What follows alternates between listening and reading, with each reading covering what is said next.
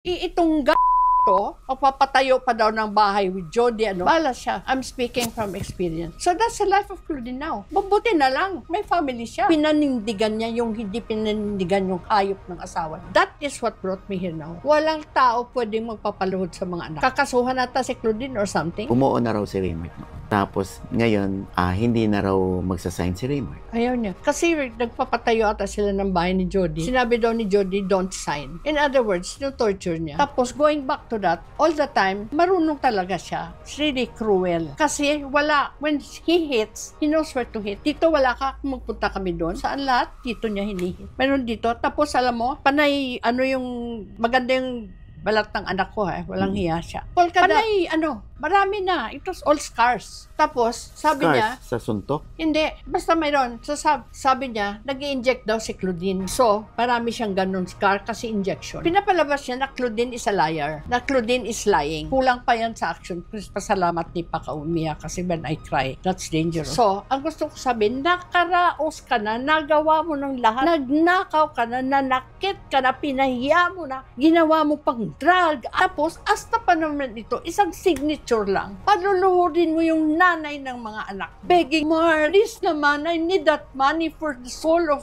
Sandino. When I saw that, I said, oh, I stand up and fight.